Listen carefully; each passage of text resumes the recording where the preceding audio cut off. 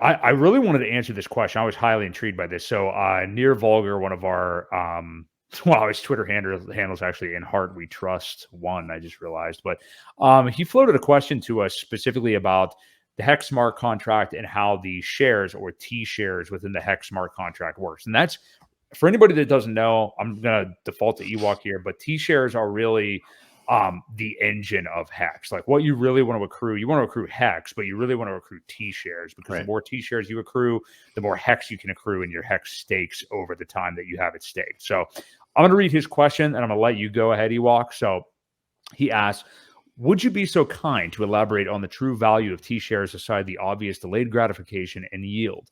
It's mentioned a lot by Hex OGs, but I've never got the details to really comprehend this. Much appreciated. Looking forward to the new episode. So go ahead, Ewok. I'll let you kind of in full explain the T share system with Hex. Sure. So it all starts obviously with Hex. Hex as the liquid coin doesn't do anything other than any other ERC20 token. The beauty of Hex is the T share. Now, when you stake your Hex, you lock it up for a predetermined amount of time.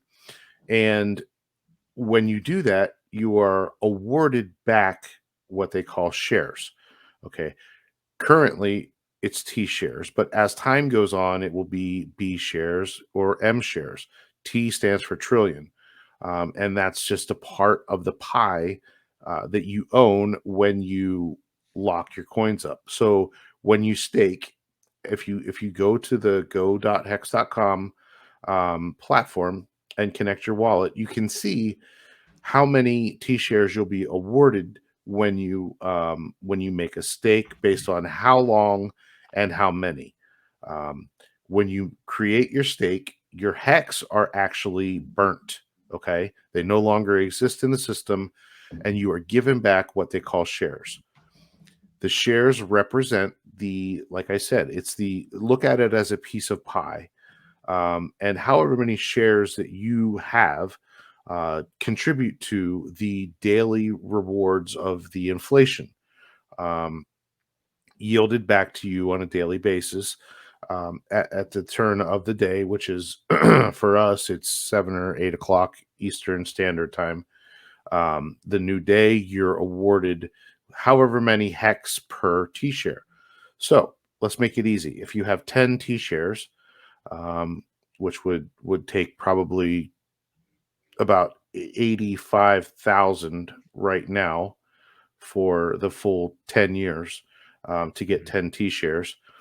Um, every day you would get whatever hex per T share. So if we're averaging 6 hex per T share, you're going to get about 60 hex per day, the Yep. days you have it locked up. Okay. When you reach the end of the term with the shares, the shares expire on the last day. You then cancel out your shares by ending your stake. When you end your stake, the shares go away. All the inflation that should have been minted throughout the days are minted again back into the hex, and that's the end of your stake. And so it's your principal and all of the yield that you would have earned throughout the course of however long you said that you were going to lock it up for. Um, I think that's about as brief as I can make it for explaining for what the shares are. But what you need to know is the share rate only goes up. So every day that somebody ends a stake, um, there's a calculation that is done that says, did this person yield more than they did the last time? Or was this the highest yielding um, rate at this point of the contract that's been running? If it hasn't been, then the share rate inflates a little bit more each day to make sure that people can't game the system, right? Right. So when you look at it as okay, what if I do 10,000 hex once a year, every year for 10 years? Or what if I do 10,000 hex for just 10 years?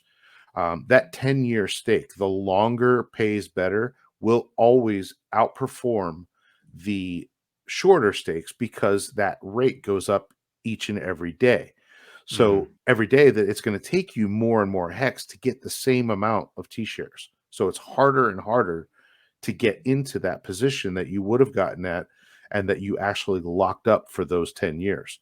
Um, as the 10 years go on, there's almost a simulated compounding effect as well, because people that are ending stakes in between that period of time are ending their stakes. Therefore, your percentage of the piece of pie grows a little bit exponentially as those stakes end of other people. So that's Mhm. why, you see all these hexagons say, I staked out 5, 5, 5, 5, 15 years. Um, because that locks in that rate for that much longer. Now, Right. obviously, there are going to be people that do the ladders, and for your ladders, it's not going to work out that way.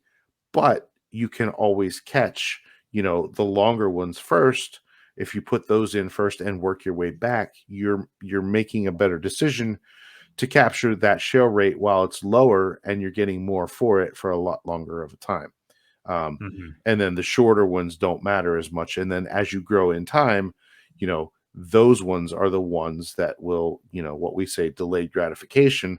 Those are going to be the ones that really pay off, in the future. Right. So I hope that kind of did I hit everything? Did I miss I think you anything? did. I think you did, and I will say, there's plenty of good hex stake calculators available. If you don't want to just link right up to the website with your MetaMask and just start punching stuff in on hex.com, which you totally can, and it'll show you, what what your stakes would give you in terms of T-shares, in terms of hex and stuff like that. But There's yeah, a once you really really there's a go ahead. really good one that is probably my favorite, and I believe it's called Stake Hex dot Today. Yeah, I just saw that here when I was Google searching. That is probably one of the best out there that will project. You can set your price of hex. You can see how many T-shares that you actually have now. And it's pretty cool to play around with some of these numbers. But then also there is a calculator that can tell you how much to stake if you want to earn a certain amount or whatever it is at the current rates. Now, again, we don't have a crystal ball, so we have Yeah. no idea what the future price of hex will be. However, we do know that you will always get paid in hex on a daily basis, and that is Mhm. truly um, the the miracle that we call hex, because it is trustless interest, trustless yield, and nothing will stop that contract from running. Now, the price of hex could get down to zero, but it will still operate. The beauty of it is people seeing the value of the system and using it for what it's intended to do. Yeah. Yeah, that's the smart contract. I mean, you're always going to get paid in that hex no matter what. And Yep. once you do understand this and once you do start doing those little stake calculations, you can see the temptation to like just throw a bunch of 5 5 5 5s out there and just do 15-year stakes because you see like the exponential power of the smart contract. But we this is a whole other episode and we don't have time to do it right now. But that's why it is encouraged by many people to do some kind of a staking ladder because it's already happened to people that are in Hex right now where if you did only do those long-term stakes and Hex has already 10,000 X'd at one point, if your whole bag was staked out for 15 years, you would like to be able to take advantage of that, whether it is just getting that stake to end and get your principal back, or maybe Mhm. have some liquid hex, which I'm a fan of. I know you are more staked out, Ewok, but Yeah. it's a good strategy. Even though, yes, in a vacuum, it would appear that the right decision would just be like, oh, okay, all 15-year stakes. But Well, hey, it's all up to the investor. but it also plays into part of why Hedron was created, why Mhm. Maxi was created, and the Maximus tokens are all different years. You can cash in on some of that liquidity without locking up. Now, the beauty of the smart contract and doing what you say you're doing is you're protecting you from yourself. A lot of people that bought Bitcoin at under $1 kicked themselves when they sold it at 30. And then the next time it ran up to 180, and then the next time it went up to 3,000. So, the idea of the smart contract is the delayed gratification. You're protecting yourself from your future self. You can't sell it without hurting yourself, and the penalties that you incur.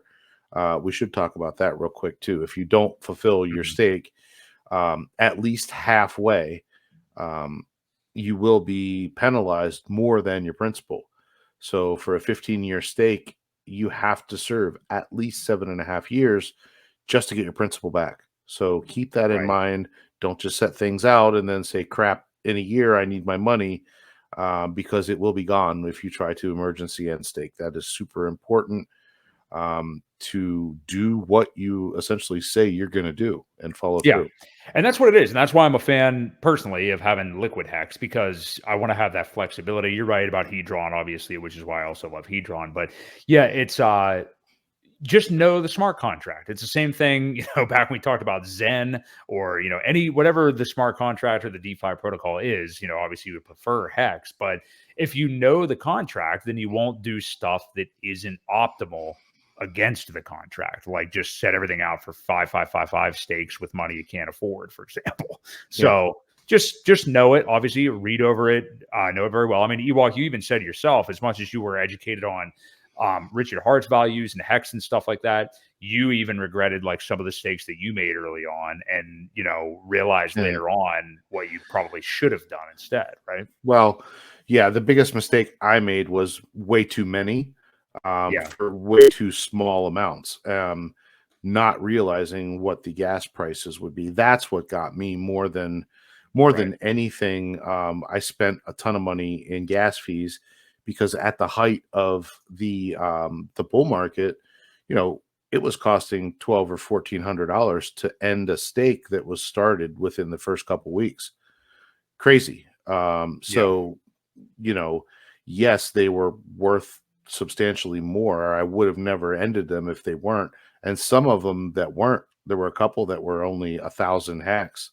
And at that point, they were worth what it costs to undo it. So, um, yeah, that was some of the mistakes that I made early on, but I've since gotten the ladders figured out, and it took a little bit of time, but I got them where I wanted them, and now we're good to go. yep, yeah. Just anytime you get into a product like this, just make sure you fully understand it so you can really optimize it for yourself. But